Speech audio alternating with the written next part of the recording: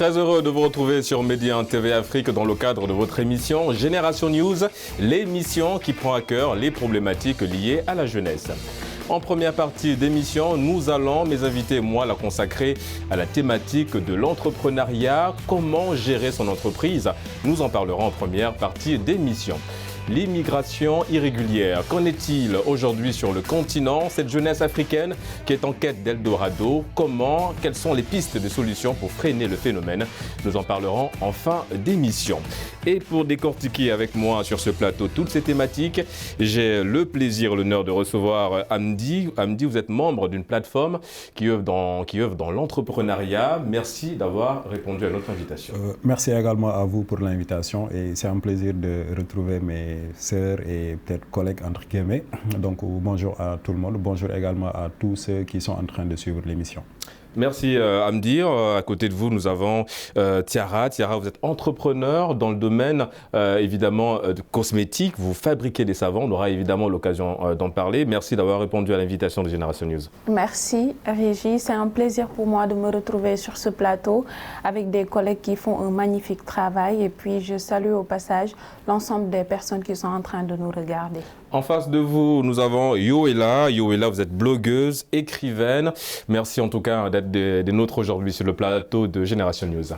Merci à vous aussi pour l'invitation et merci encore à toutes les personnes présentes. Ouais. Nous allons terminer en tout cas cette phase de présentation avec Anna. Anna, vous êtes également entrepreneur, mais dans un autre domaine que celui évidemment de Tiara. Vous êtes dans le domaine de la fabrication de chaussures. Merci d'être là aujourd'hui sur le plateau de Génération News. Merci pour l'invitation, ça me ravit vraiment. Nous allons tout de suite, mesdames et messieurs, plancher sur la première thématique. Elle est celle de savoir comment gérer son entreprise en tant que jeune entrepreneur. Tiara, vous êtes dans le domaine, on l'a dit, vous êtes entrepreneur. Dites-nous un peu comment vous êtes lancé dans l'entrepreneuriat et quelles sont les difficultés que vous avez rencontrées. Alors, moi, j'ai toujours eu le fil d'entrepreneur depuis que je suis toute petite. Donc, à vendre des choses, à créer des choses. Et après, je me suis retrouvée avec la passion des cheveux, de la création de produits pour corps et tout ça. Et étant biologiste de formation, j'ai commencé à en concocter pour moi-même. Et c'est de là qu'est partie la vente. Mais je me suis rendu juste compte que gérer une entreprise, ce n'était pas seulement une question de passion et d'amour. Il faut avoir des prédispositions aussi. Voilà, il fallait avoir une vision, se créer des objectifs et puis mettre en place des actions pour atteindre cette vision. Et c'est dans ce sens que j'ai intégrer des incubateurs qui m'ont vraiment aidé à travailler ma vision. On a travaillé la vision et travaillé aussi la gestion d'une entreprise. Oui. Hamdi, en parlant d'incubateur, vous êtes dans ce, on va le dire, hein, dans ce domaine-là, puisque vous êtes membre d'une plateforme qui aide les jeunes entrepreneurs. Est-ce que cette action de mieux gérer son entreprise est au cœur des activités que vous menez? Affirmatif, on prend en compte cet aspect-là, c'est très important parce qu'aujourd'hui, on ne peut pas demander aux jeunes d'aller dans l'entrepreneuriat et ne pas les capaciter. Donc effectivement, nous prenons en charge cette question-là et nous organisons périodiquement des sessions de renforcement de capacité dans différents domaines qui pourront intéresser bien sûr les jeunes entrepreneurs. Et dire aussi que l'idée de gérer son entreprise part déjà du principe d'avoir son entreprise. Donc l'idée, elle est là. À part l'idée, il y a aussi la touche innovatrice que nous allons peut-être amener dans le domaine. Par exemple, Tiara, qui est dans le domaine du cosmétique, qu'est-ce que Tiara va apporter de nouveau dans ce domaine-là? Donc il est très important pour tout jeune, pour toute personne qui veut se lancer dans l'entrepreneuriat, de se demander qu'est-ce que je vais apporter de nouveau dans le domaine. Comme ça, cela pourra être un atout vraiment pour se frayer un petit bonhomme de chemin. En parlant d'atout, vous avez parlé évidemment de renforcer le renforcement des capacités. Hein.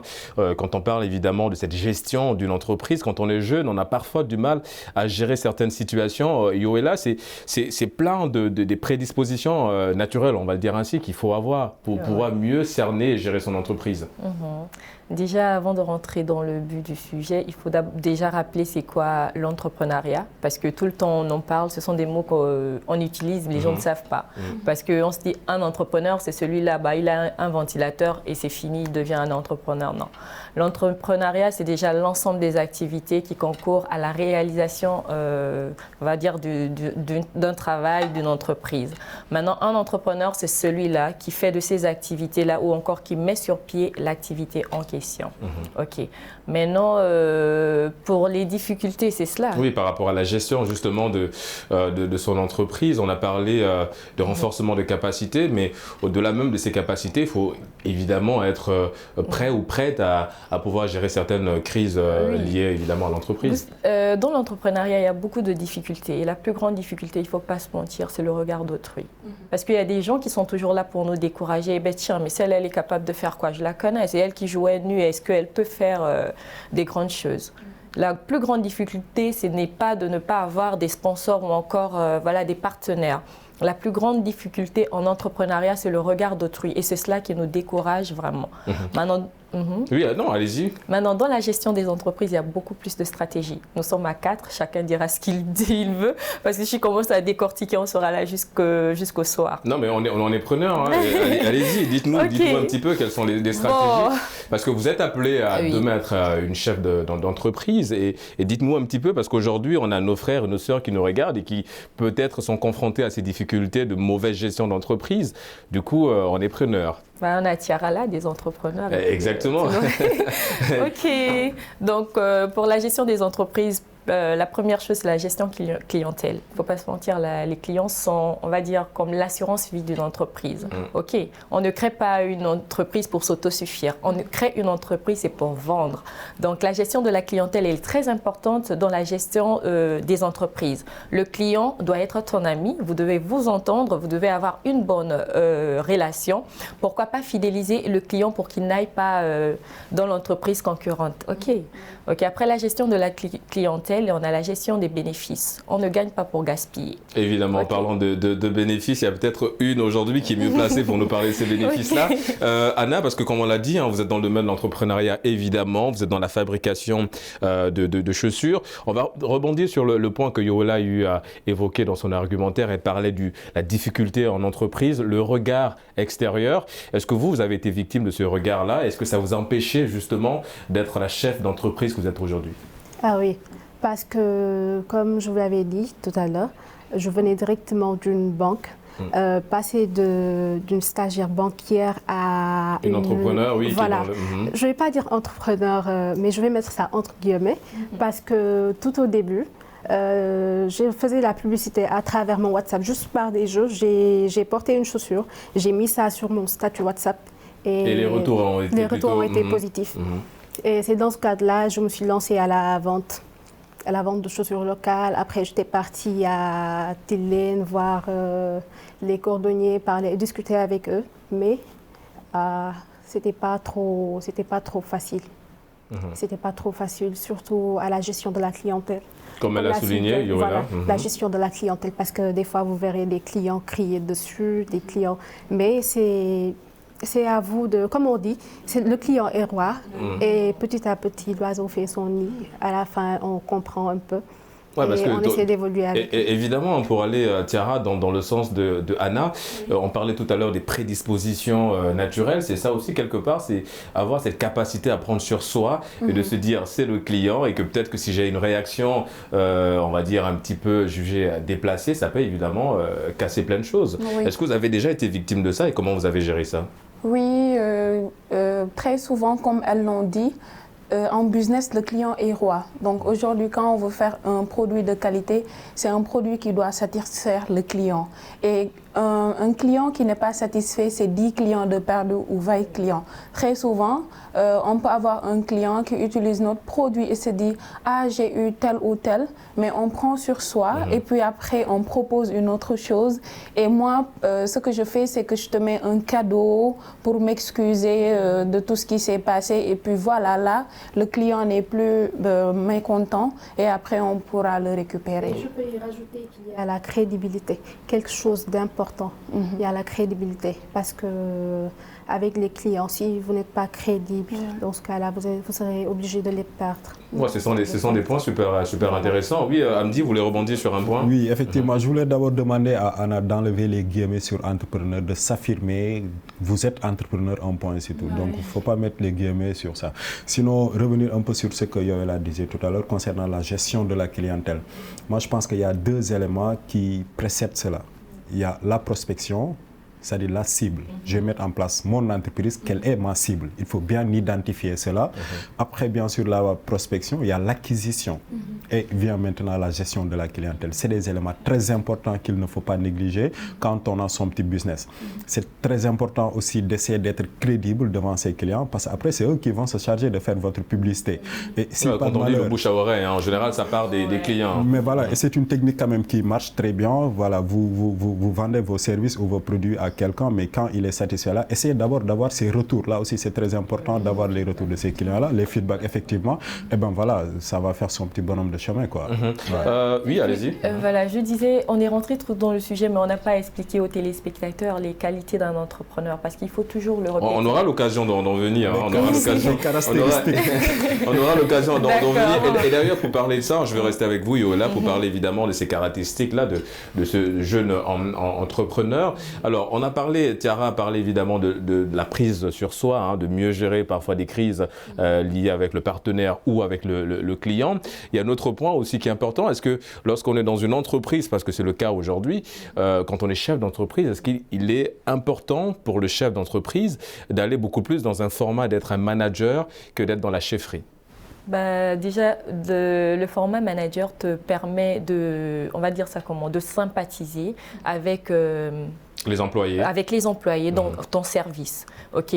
Lorsque tu te mets dans la peau du manager, on a l'impression que tu te fais employer. Alors que si tu es trop chef, ça peut influencer les employés qui sont là. Il faudra qu'on respecte trop le chef, non. Et puis quand tu es chef, tu ne connais pas les désarrois ou encore les petits soucis qu'il y a dans l'entreprise. Alors que le manager, c'est celui, le chef manager en même temps, c'est celui qui essaie de visiter partout. Alors que le chef, la peau du chef, j'arrive de chez moi, je m'assois sur ma chaise et tout me vient.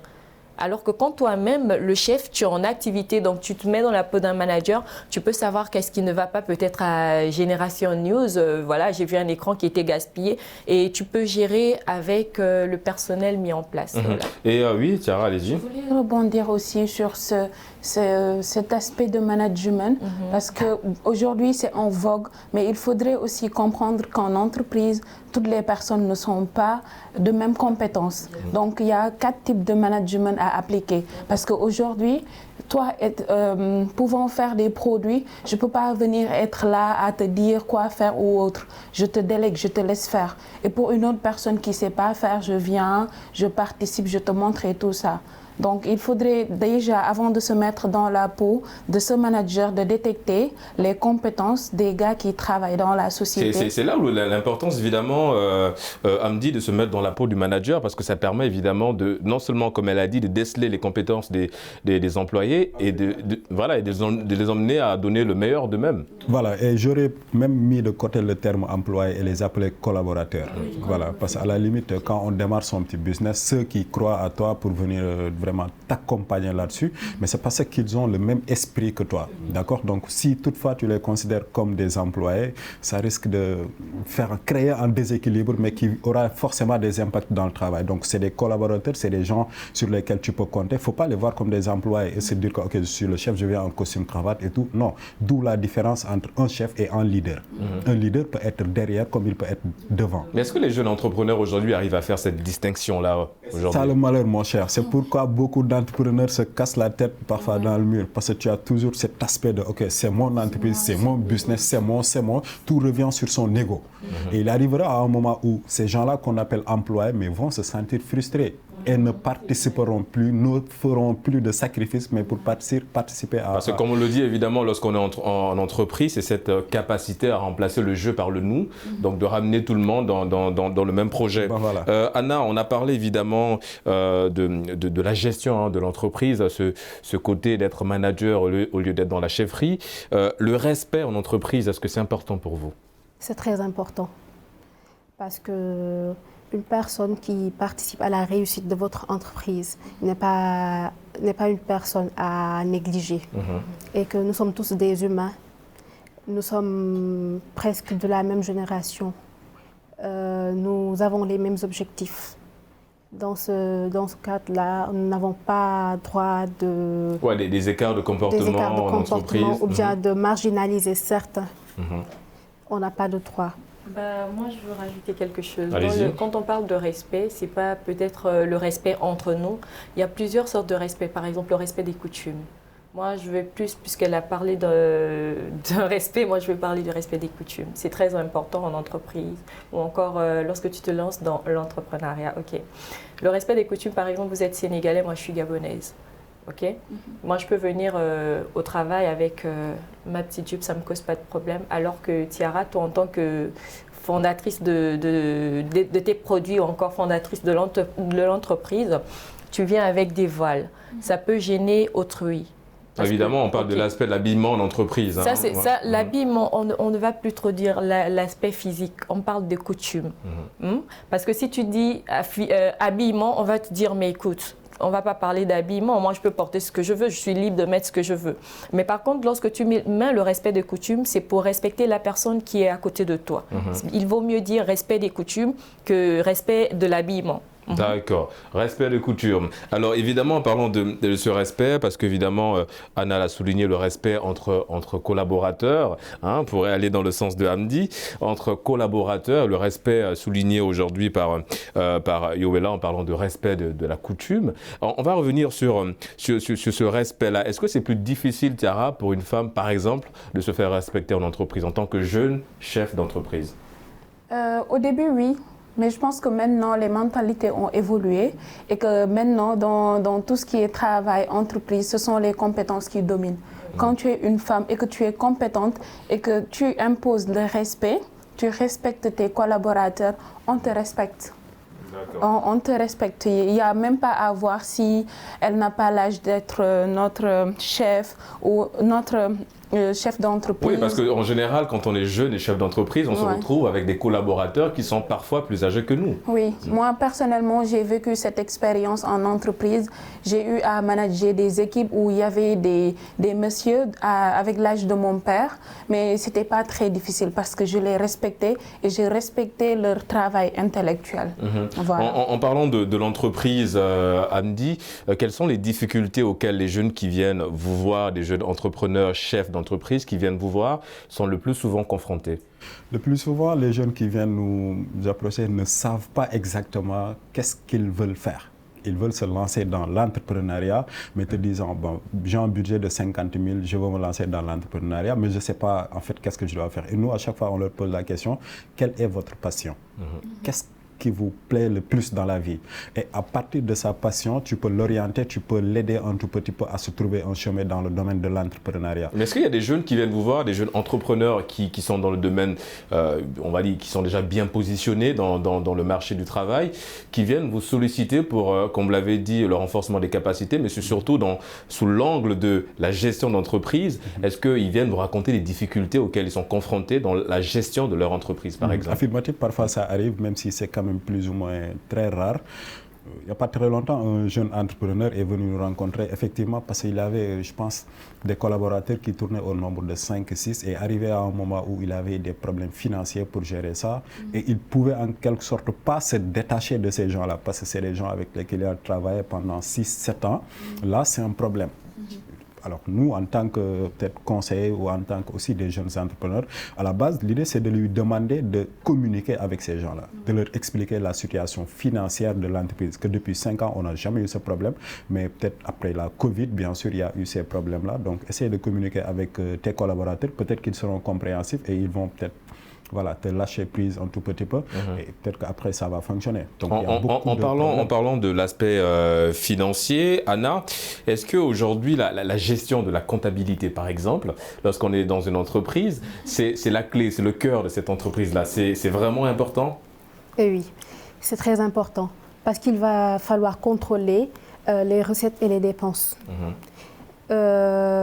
Elles doivent être équilibrées. Oui, pour éviter sinon, dans ce cas-là, vous allez basculer directement dans la faillite et ce sera la catastrophe. Vous partagez cet avis, Tiara? Oui. Ça reste le cœur de l'entreprise, la comptabilité? C'est le cœur et c'est très difficile dans notre société où il y a cette société qui, quand tu es entrepreneur et que tu commences à vendre, on pense que tu es millionnaire. Les demandes commencent à venir de partout et là, si on n'a pas la tête sur les épaules, on se met à dépenser comme pas possible. Et on a vu que des gens qui ont été les pionniers de l'entrepreneuriat nous ont appris que tu peux faire des années sans même faire de bénéfices, sans te faire plaisir. Tout rentre dans la société. Donc c'est un conseil qu'on devrait donner aux jeunes. Serrer la ceinture, nourrir la société au lieu de nourrir sa propre personne. Parce que c'est intéressant ce qu'elle dit. Hein. Oui, allez-y. Gestion des bénéfices. Oui.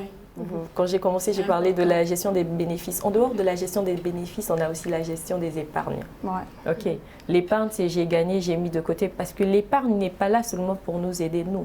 L'épargne est là pour soutenir l'entreprise en cas de faillite ou en cas de crise. Parce que quand on dit crise, aujourd'hui on dit ouais, crise, c'est sanitaire. Non, il y a plusieurs crises. Il peut y avoir une crise politique, une crise sociale, économique et parfois même une crise individuelle.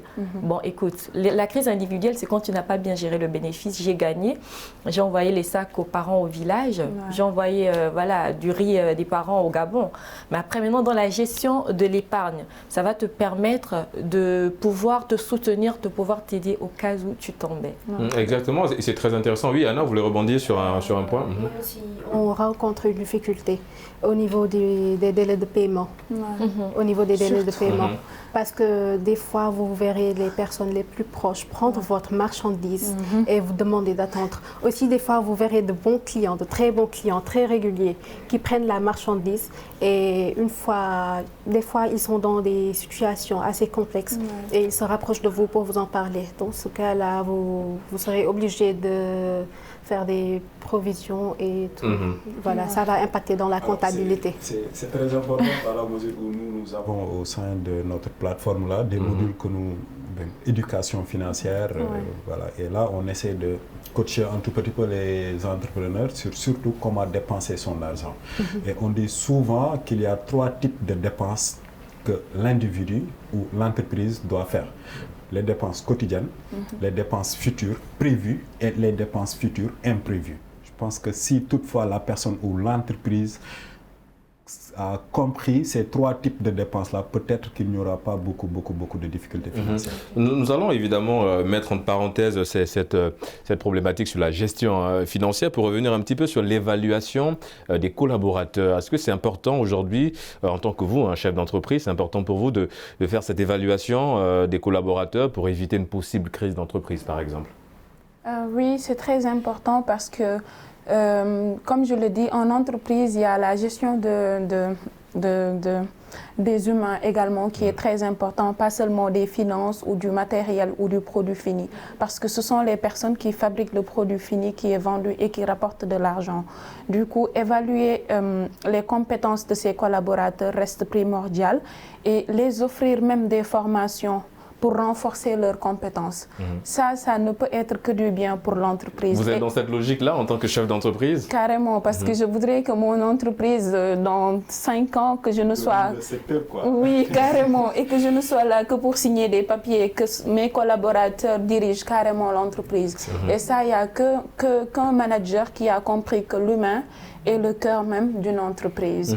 On parle évidemment, on a parlé de manager.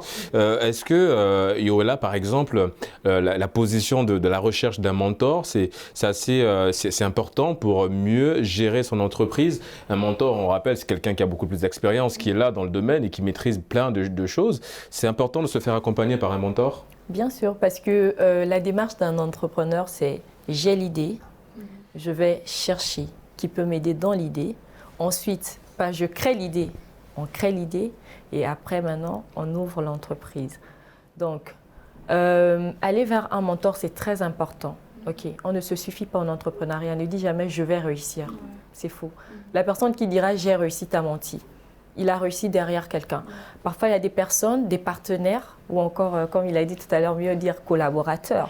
Il y a des collaborateurs qui préfèrent être discrets. Moi, par exemple, j'ai des personnes qui m'aident, mais qui me disent non, je ne veux pas que tu dises mon nom. Mais le mentor, c'est important, comme, désolé. Hamdi. Hamdi, c'est déjà un mentor, parce que tout ce qu'il dit là, moi, je le mets on va dire ça, dans le bateau des mentors. C'est quelqu'un, moi, ok, j'ai déjà beaucoup de projets, donc je viendrai te voir, tu es mon mentor désormais. Et surtout que tu vas me donner une formation gratuite. On l'espère qu'elle a négocié sa formation gratuite. En tout cas, on ne va pas trop définir le mentor. Le mentor, il est là avec nous cet après-midi. Et voilà, c'est lui qui est là pour nous accompagner, nous dire, comme il a dit tout à l'heure, comment gérer des dépenses, parce que c'est important. Quand on dit on veut devenir entrepreneur, c'est parce qu'on veut gagner de l'argent. Après, gagner de l'argent, mais je veux gagner de l'argent parce que je veux conduire les voitures. Après, lui, il est là pour me dire, non, Yoela, tu ne vas pas conduire les voitures, tu vas d'abord investir. Évidemment, cet argent. Voilà. Anna, est-ce que c'est vous également, hein, est-ce que vous vous êtes fait accompagner par quelqu'un pour être aujourd'hui où vous êtes, dans la position là, de chef d'entreprise? Est-ce que derrière, vous avez eu l'accompagnement? Non. Je n'ai pas eu d'accompagnement. J'avais commencé. J'avais eu une idée. J'ai commencé et récemment, j'ai créé une page pour voir comment je vais mieux gérer. Peut-être qu'il y avait ma mère derrière qui me demandait de mieux gérer avec les clients, d'être un peu douce. D'être un peu douce et aussi de savoir comment investir mon argent et de ne pas prendre une certaine somme, l'investir dans un projet risqué, dans un projet risqué, et aussi s'investir à court terme. C'était très important parce que prendre son argent, mettre ça dans un projet à très long terme, attendre que ça génère quelque chose, c'est très difficile parce que le fonds de roulement posera problème dans ce cas. En parlant de fonds de roulement, on aura l'occasion évidemment d'en parler, mais c'est l'heure pour nous de marquer une courte pause. On se retrouve dans une poignée de minutes pour la deuxième et dernière partie de votre émission Génération News. À tout de suite sur Média TV Afrique.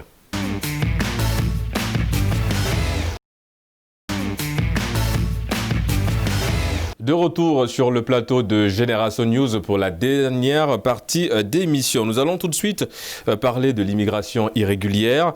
Alors au large de Saint-Louis au Sénégal, au moins 140 personnes, tous des migrants, ont vu leur rêve tomber à l'eau en perdant la vie par noyade. Quelles sont selon vous les principales causes de ce phénomène aujourd'hui, Amdi? Ok, alors c'est un phénomène qui avait disparu, mais on s'est rendu compte que ces dernières semaines-là, c'est un phénomène qui est revenu. Alors les causes, elles sont multiples. Mais je pense que la principale cause actuellement, c'est l'effet Covid. Il y a eu beaucoup de morts en Europe, en Espagne, en Italie. Donc certains jeunes, dans leur tête, se sont dit que bon, voilà, les Espagnols ont besoin de main-d'œuvre pour travailler le truc. Donc c'est ce qui, pour moi, bien sûr, leur pousse à aller emprunter vraiment le chemin de la pirogue. C'est voilà. Uniquement sur le point de la main-d'œuvre, de se dire que comme l'Europe a un petit peu une population vieillissante et qu'il y a possibilité d'y aller, parce que l'Afrique, on rappelle, est une population très jeune, d'y aller pour évidemment espérer avoir un travail. Ben effectivement, en fait, on n'est pas contre que les jeunes veuillent tenter l'expérience d'aller en Europe, mais ce qu'on dit, c'est qu'ils prennent le temps d'aller chercher un visa, un passeport pour vraiment prendre l'avion et atterrir en Europe. Parce qu'en fait, mais les océans, c'est très risqué. Je ne vais pas qualifier ça en un suicide parce que c'est des jeunes qui sont en quête d'un avenir meilleur. Parce que le quotidien, peut-être leur quotidien qu'ils vivent ici dans le pays, ce n'est pas un quotidien quand même digne. C'est pas un quotidien en fait qui peut leur permettre de joindre les deux bouts. Et du coup, ils sont tentés d'aller chercher un avenir meilleur en Europe, autant pour moi. Et je pense qu'il faudrait essayer de voir que le mal est beaucoup plus profond que ce qu'on pense. Parfois, on se dit qu'il y a le chômage, que les autorités ne mettent pas en place, les moyens, pas les cadres qu'il faut pour que les jeunes puissent s'exprimer. Mais à côté, il y a des jeunes qui ont leur boulot et qui abandonnent leur boulot pour aller en Europe. C'est pourquoi je dis que c'est un problème beaucoup plus profond que ce que nous imaginons. Vous partagez l'avis de Amdi, Yoela. Je vous ai senti évidemment en harmonie avec tout ce que Amdi disait. Oui, allez-y, vous partagez son point de vue? Moi, lorsque je commence un échange, il faudrait d'abord définir les principaux termes. Parce qu'il y a des personnes qui ne savent même pas c'est quoi l'immigration. Parce que si la plupart des immigrés, donc des personnes qui immigrent, connaissaient c'est quoi la définition de immigration, je pense quand même que ça devait un peu... La définition dans quel genre? Parce que, évidemment, on en a parlé un petit peu en amont. Tiara, je veux revenir sur vous, Yoela. En parlant évidemment de la définition, comme Yoela l'a souligné, c'est que en termes de cette définition, on n'a jamais eu de témoignages des gens qui sont partis, qui sont revenus et qui ont évidemment fait des témoignages pour dire aux jeunes, n'y allez pas, c'est dangereux. Certes, nous avons réussi, mais c'était dangereux. Oui. Donc voilà, très souvent, il y a des gens qui ont quitté le Sénégal ou d'autres pays qui sont partis à l'étranger, mais qui nous ont montré une facette qui n'était pas la réalité de l'immigration. Et on y a cru. Et il y a aussi cette pression sociétale qui a fait que, voilà, Hamdi est parti, il est revenu, il a sa belle voiture, maison avec 3 étages. Et puis moi, je veux avoir pareil, parce qu'au Sénégal, je n'arrive pas à avoir 1000 francs de bénéfices. Et Hamdi ne m'a jamais dit ce qu'il faisait à l'étranger, en Europe, voilà. Du coup, moi, je ne sais pas quels sont les dangers là-bas. J'ai juste vu sa réussite et donc je vais y aller. À n'importe quel prix, je vais y aller, je vais avoir ce qu'il veut. Revenir sur cette définition, évidemment, on l'a dit, c'est cette capacité aussi à dire aux jeunes, attention, l'immigration irrégulière, elle est dangereuse parce qu'on peut perdre la vie.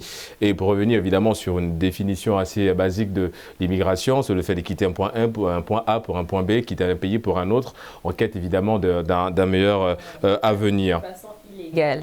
On l'a dit de façon irrégulière, donc de façon illégale. Alors, est-ce que la sensibilisation est-elle aujourd'hui suffisante pour freiner ce phénomène-là, Youela? Déjà, là, ce qu'on fait, c'est une forme de sensibilisation. Ok. La sensibilisation, il faut parler, il faut toujours parler. Ok, on ne se fatigue jamais de parler. Parce que les gens, même s'il y a des personnes qui ne nous entendent pas, il y a d'autres qui nous écoutent. Comme on a dit dans le premier thème, là, le bouche à oreille, ça passe plus vite même que les médias, etc. Donc sensibiliser, il faut parler. Mais s'il faut rentrer dans les solutions déjà, je pense qu'avant les solutions, on a plusieurs causes et on a plusieurs conséquences là-dedans. Okay. D'accord, les premières causes, il y a des causes politiques. Je vais vous prendre l'exemple du Congo, du Cameroun. Lorsque tu es dans un pays où il y a des conflits, il y a des guerres à tout moment, tu es obligé de quitter où tu vis pour aller chercher une meilleure vie ailleurs. Ok, ce n'est pas de leur faute. Après la cause politique, il y a la cause sociale. On ne va pas se mentir. Le chômage est là, voilà. la pauvreté est là aussi. Dans un pays, il y a le chômage, il y a la pauvreté. Tout le monde n'est pas riche. En dehors des causes sociales, dans les causes économiques.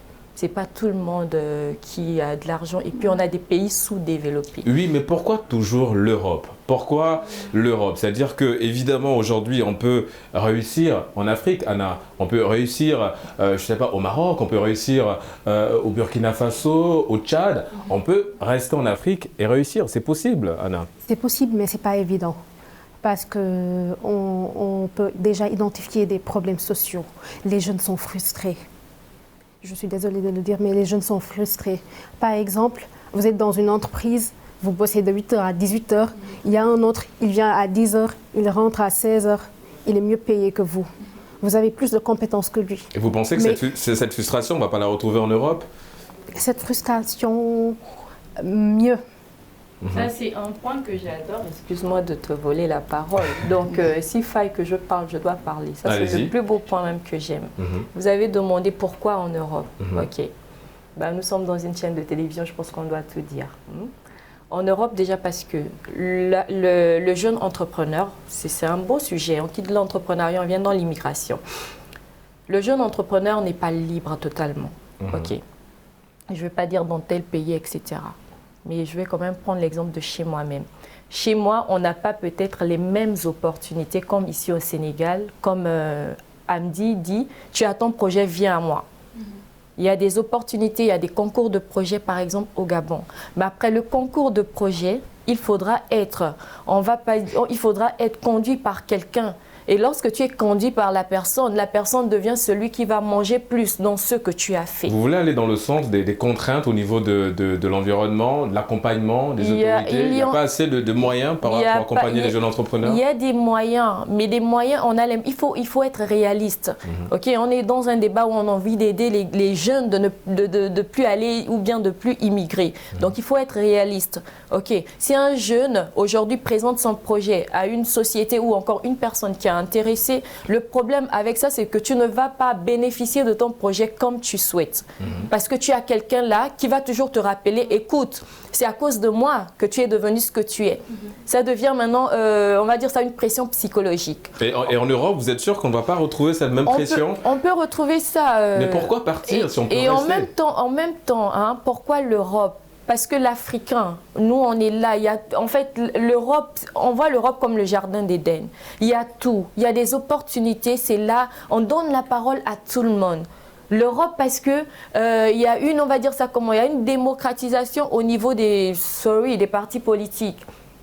Désolé, on n'est pas là pour ça, mais il faut dire les choses telles qu'elles sont. Hein. Donc, si chacun fait un mandat, et laisse la place à une autre personne, on va dire ça prend l'innovation. On aime l'Amérique, pourquoi? Parce que les États-Unis, après un mandat, quelqu'un d'autre prend. Et quand il prend, il veut faire mieux que celui qui était là avant. Et en parlant de mandat, oui, Anna, allez-y. Elle m'a pris la parole tout à l'heure. Okay.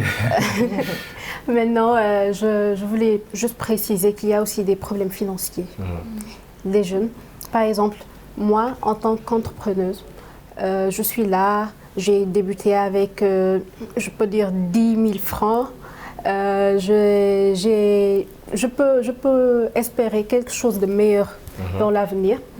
Par contre, avec l'État, comme par exemple quand je veux me faire financer, je pars dans une banque, je vous parle d'une expérience. Je pars dans une banque, je parle avec un des directeurs et il me dit, les stats, tant que vous n'avez pas fait, je pense, 2 ans d'exercice, on ne va pas vous financer. On ne va pas vous financer parce que les risques de perte et le risque de perte est élevé et que la plupart du temps, quand ils financent, après on ne va pas les rendre leur argent, ils finissent. C'est là aussi le blocage quelque part. Amdi, Yoela et Anna viennent de le souligner. C'est cette flexibilité-là en fait qu'il faut aujourd'hui avoir des autorités et aussi des structures qui œuvrent dans le domaine de l'entrepreneuriat des jeunes. Je suis tout à fait d'accord avec mes chères sœurs. Il y a une injustice sociale qui est là, qui continue d'être là, qui a toujours été là d'ailleurs. Et ça cause en tout cas une frustration chez beaucoup de jeunes. Par exemple, c'est pourquoi il est déconseillé en tout cas aux startups d'aller directement rencontrer les institutions financières, pour beaucoup de raisons. Peut-être que ce n'est pas l'objet du débat, on aura l'occasion de revenir là-dessus. L'autre chose est que par exemple, un jeune peut être natif d'un pays X ou Y en Afrique, faire ses études ici, avoir des diplômes, avoir un travail. Mais malheureusement, le marché de l'emploi est très saturé et nos États, malheureusement, n'assainissent pas le secteur privé pour que les jeunes aient le courage de s'engager. Là aussi, c'est un autre problème. Et c'est ce genre de paramètres-là qui poussent les jeunes, surtout quand ils voient, par exemple, qu'un politicien, en 1 an, il s'est fait des milliards et des milliards. Où est-ce qu'il a eu cet argent-là? Peut-être que c'est un autre problème. Et ça cause des frustrations et on est tenté d'aller voir ailleurs. J'ai très bien aimé votre question, pourquoi l'Europe? On est des jeunes Africains, Sénégalais, Béninois, Camerounais, je ne sais pas quoi. L'Afrique est un mendiant assis sur une mine d'or. Il y a beaucoup de potentialités qui sont là. Et il faudrait que les jeunes Africains comprennent qu'ils ont une très grande responsabilité, mais pour participer à l'émergence de ce continent que nous aimons tant. Mais regarde, les pays européens qui se sont fait de l'argent, qui continuent à se faire de l'argent, mais pillent nos ressources.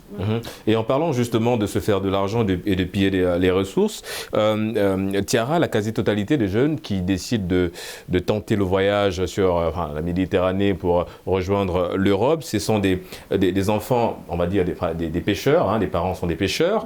Et évidemment, ça cause un problème parce que l'exploitation justement est accordée en général à beaucoup plus des étrangers. Ce qui fait que quand on pêche, on prend tout et derrière, c'est une forme de pauvreté qui va s'installer en fait. Oui. Et avant de répondre à cette question, je voudrais juste rebondir sur 2 points. Sur la question de pourquoi l'Europe, je me dis qu'il faudrait revoir qu'on nous a toujours proposé l'Europe comme le modèle de réussite. Ça, tous les Africains voient l'Europe comme un modèle de réussite. Et ça fait que, pour moi, aller en Europe est beaucoup plus satisfaisant qu'aller au Gabon, qu'aller en Guinée ou au Maroc. C'est évident. L'autre question, tout à l'heure, Yuri, elle a parlé de sensibilisation, qu'on est en train de sensibiliser. Oui, je suis parfaitement d'accord. Mais aujourd'hui, est-ce qu'un jeune qui a 15 ans, 20 ans, comme nous, jeunes entrepreneurs qui n'avons même pas encore fait 2 millions de chiffres d'affaires, si nous sommes là à parler, est-ce que ce jeune va nous écouter? Où sont les modèles qui ont réussi, qui n'ont pas quitté le Sénégal? Où sont-ils? Voilà, d'où insister sur les témoignages. Voilà, sur les témoignages. Ils devraient sortir, montrer aux jeunes qu'ils ont réussi au pays, qu'ils ont eu confiance en eux. Je disais tout à l'heure que le problème majeur concernant la problématique de l'immigration clandestine, c'est la confiance en soi. Amdi l'a dit, l'Afrique est une mine d'or, mais on n'a pas assez confiance en nous pour pouvoir exploiter cela. Et je reviens à ta question, qui est la majeure partie des jeunes qui partent actuellement au bord de la mer, qui partent au bord de ces bateaux, c'est en partie des pêcheurs. Et on a vu cette exploitation massive, excessive de nos côtes. Tu les entends même dire, tu fais un prêt de 200 000 pour acheter du carburant et tu pêches même pas 50 000 francs. Ça, c'est désespérant. Et d'ailleurs, ces pêcheurs ont lancé, là, pour la petite parenthèse, une doléance au chef de l'État, son Excellence Macky Sall, pour stopper, en tout cas pendant 3 ans, les licences d'exploitation, enfin de pêche sur les côtes sénégalaises, pour faciliter évidemment ces gens qui vivent sur les côtes de pouvoir avoir du poisson et revendre, avoir un chiffre d'affaires derrière. On va parler... Allez-y, je vous ai... Oui, parce qu'on va si vite. Là, on était en train de parler, on a trop accusé l'État. Oui, l'État a fait ça, l'État.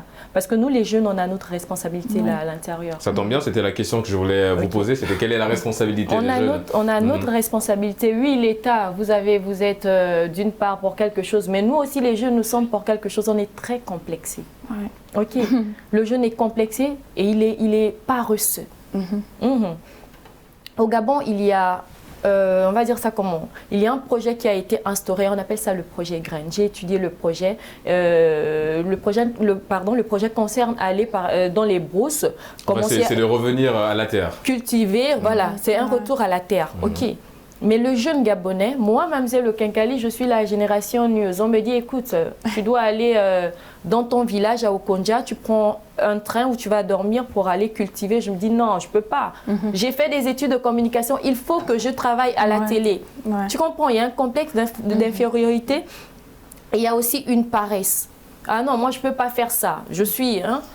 Mais donc, évidemment, ça passe par le changement de mentalité, des jeunes Africains. Et puis, excuse-moi, il faut se dire la vérité. Au Gabon, moi j'aime le Gabon parce que je n'ai pas étudié les autres pays. Le Gabon, c'est chez moi.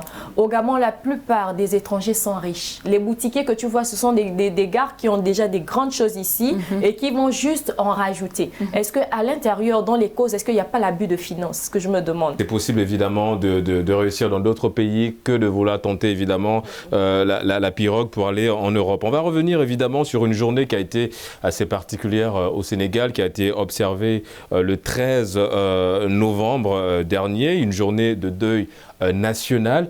Comment, Anna, vous avez vécu cette journée? Cette journée, j'étais triste, mais d'un autre côté, j'étais très contente. J'étais très contente parce qu'on a une jeunesse très motivée. Ils ont rempli les réseaux sociaux d'images, ils ont bien sensibilisé. Parce qu'on rappelle, c'est une journée consacrée en hommage aux victimes évidemment de surtout, la mer. On n'a pas attendu l'État. On n'a pas attendu l'État. On est parti de nos propres moyens pour sensibiliser nos frères. Et ils avaient des solutions à mettre à côté. Avec un peu d'aide, ils peuvent réussir. Exactement, avec un peu d'aide. J'ai bien aimé la stratégie. Voilà. J'ai découvert même ça au travers d'un blogueur, il s'appelle Abdoulaziz. La façon dont il prenait les histoires, c'est-à-dire il prend quelqu'un qui est disparu, il fait comme si c'est la personne qui parlait et il écrivait. J'ai vraiment aimé ça. Évidemment, et sur les réseaux sociaux, Amdi, le hashtag deuil national SN a été en tout cas le hashtag le plus utilisé. Ça s'est retrouvé au top même des hashtags les plus utilisés avec la première place. Et évidemment, est-ce qu'aujourd'hui, en tant que jeune, pour se faire entendre, on a tout le temps besoin systématiquement de créer un hashtag? mais c'est très important de créer un hashtag et voilà, de participer à la sensibilisation. Et imagine si les jeunes n'avaient rien fait. Ce serait encore pire, je pense bien. Donc il fallait, étant donné que les responsabilités, elles sont partagées, donc pour pouvoir trouver des solutions, pour pouvoir atteindre le maximum de jeunes, essayer de les décourager de ne pas prendre la pirogue, mais il fallait que chacun essaie de trouver son petit bonhomme de chemin. Certains peut-être ont choisi de descendre sur le terrain, d'aller sur les côtes d'embarcation à Mbour, à Kayar, etc., etc. Mais d'autres ont préféré la sensibilisation via les réseaux sociaux. Parce que aussi c'est un aspect qu'il ne faut pas négliger. Aujourd'hui, Internet ou les réseaux sociaux, mais ont changé le quotidien de beaucoup de jeunes. D'accord?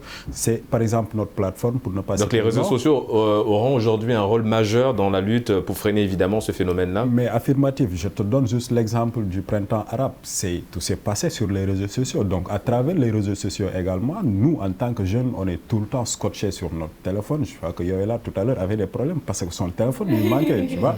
Donc étant donné que les jeunes passent beaucoup de temps sur Internet, mais c'est sur Internet qu'il faut les trouver, les sensibiliser. On me dira certes que ceux qui prennent les pirogues ne sont pas sur les réseaux sociaux. Certes, on est tout à fait d'accord. Mais il se peut que moi, par exemple, j'ai des amis qui ont l'idée ou qui veulent partir, qui ne sont pas forcément sur les réseaux sociaux. Et c'est à travers les postes de sensibilisation que je vais puiser pour essayer, moi, de les sensibiliser. D'accord. C'est un aspect très important. Tu ne penses pas que dans la sensibilisation, on doit aussi sensibiliser les forces de l'ordre? Parce que quitter déjà d'un territoire à un autre, on a des policiers, on a des gendarmes, qu'est-ce qu'ils font? Parce que aussi, évidemment, la sensibilisation, je pense qu'elle est générale. Hein. D'ailleurs, même la journée du 13, ça interpellait tout le monde, hein, toutes les couches de la société, toutes les fonctions possibles. Tiara, on va revenir sur un autre point. Évidemment, on a parlé de la responsabilité des jeunes, hein, évidemment, ceux qui prennent la pirogue. Mais quel est l'impact de ces départs-là pour les pays respectifs? Alors, les jeunes ont donné la cause de l'excès de mort dû à la Covid, mais je trouve que il y a encore à faire. Il y a du travail au Sénégal, en Afrique, avant d'aller secourir ces pays. Parce que même si vous voyez, les jeunes qui arrivent là-bas, ils ne sont pas acceptés directement, ils sont mis dans des camps. Il y a d'autres procédures et tout ça. Et tout ce temps-là, toute cette force, tout ça pouvait profiter au pays d'origine. Il faut leur dire la vérité, que les mines que tu vas travailler en Europe, mais ça provient de l'Afrique en fait. Voilà. Quand les autres vous disent que l'Afrique, c'est l'avenir. Ouais. Ils ont pris ça comme quelque chose de terre à terre, mais... Au fond, après maintes réflexions, tu vas exploiter les mines en Europe, alors que c'est ces mines-là qu'on voit dans... Évidemment, voilà, ça quitte évidemment... C'est la même chose que tu vas travailler. Du continent. Alors, Hamdi, on va parler évidemment de ce point. Elle a souligné en tout cas l'impact que ça cause dans ce départ massif des jeunes pour l'Europe. En tant que jeune, est-ce que vous êtes satisfait de la réaction des chefs d'État par rapport évidemment à ce phénomène-là? Du tout. Je ne suis pas du tout satisfait de la réaction quand même de nos autorités. Parce qu'on parle de 480 morts en moins de 2 semaines. 480 personnes qui ont perdu la vie en essayant de chercher une vie meilleure. Et c'est dommage que nos dirigeants n'aient pas, je ne sais pas, eu la sympathie ou l'empathie, mais de s'adresser aux populations pour au moins leur présenter leurs condoléances. Imaginez-vous, durant la période de la Covid, on s'était habitué à voir nos autorités devant la télé pour nous dire que l'heure est grave, il faut faire attention. C'est bien. Et je pense qu'ils devaient être sur le même siège.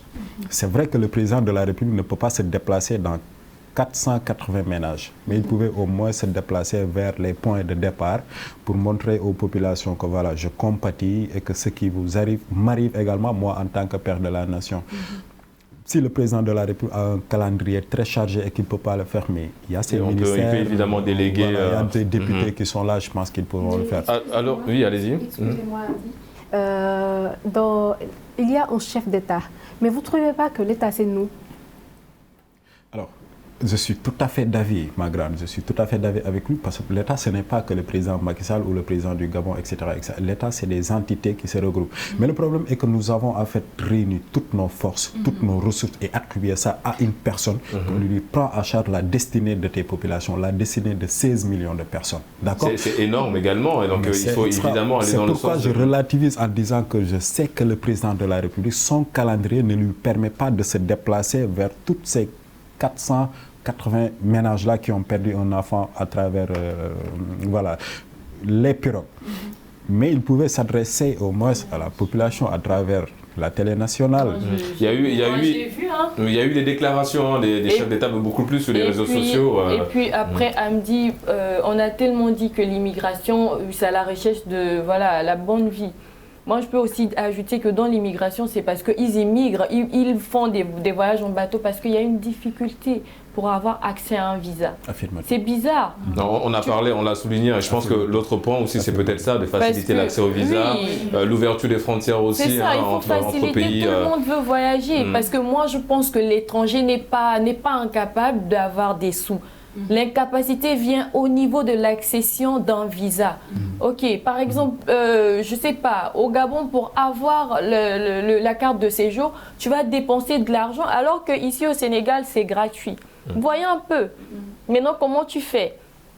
Tu dois aller au Gabon, tu dois dépenser 200 ou 500 000 pour le billet, tu dois encore aller dépenser 1 million pour la carte de séjour, mais ils sont obligés de partir en bateau. Il faudrait aussi qu'à ce niveau... Évidemment, c'est un autre point aussi qu'il faut souligner. On va rester sur ce point souligné par Yoella. Alors, Tiara, il y a un célèbre humoriste qu'on connaît tous, et d'ailleurs que vous aimez, Michel Gowou, qui est très connu sur la scène nationale et internationale, en s'adressant à la jeunesse sur la question de l'immigration irrégulière, il disait, je cite, « L'Eldorado n'est pas ailleurs, il est en Afrique, il est dans notre famille ». Est-ce que vous partagez cette assertion ? Carrément. Carrément, je suis d'avis et je rebondis encore sur la confiance en soi. Se dire que oui, le pays est là, on peut réussir au pays, il y a plein de ressources au pays. Il n'y a qu'à voir au niveau des côtes comment les bateaux pêchent nos poissons pour aller transformer et revenir nous vendre ça. Ça, c'est juste une preuve pour nous montrer que voilà, il y a quelque chose à faire dans nos pays. Comment les grandes surfaces qui sont étrangers viennent cultiver nos terres, mettre ça dans leurs boutiques et nous revendre ça. Ça, c'est une alerte au fait. Les jeunes doivent prendre conscience et comme Yuri l'a dit, ne pas avoir ce complexe d'infériorité. Parce qu'aujourd'hui, si moi j'ai un master en management, c'est impossible pour moi d'aller cultiver ou autre chose. Non, on peut rester en Afrique et réussir. Et réussir en Afrique. C'est juste ce qu'il faut décomplexer et ne pas écouter ce que disent les autres. Et voilà, ne pas écouter ce que disent les autres, rester en Afrique pour réussir, c'est possible. Nous sommes malheureusement arrivés au terme de cette émission. Merci à Tiara, Hamdi, merci d'être venu sur le plateau de Génération News. Yoella, ça a été un plaisir évidemment de te recevoir sur ce plateau. Anna, nous vous souhaitons évidemment bonne chance pour la suite et merci d'être des nôtres aujourd'hui sur le plateau de Génération News. C'est la fin de votre émission Génération News. On se donne rendez-vous la semaine prochaine pour une autre thématique liée à la jeunesse et au continent. D'ici là, bonne suite des programmes sur nos antennes.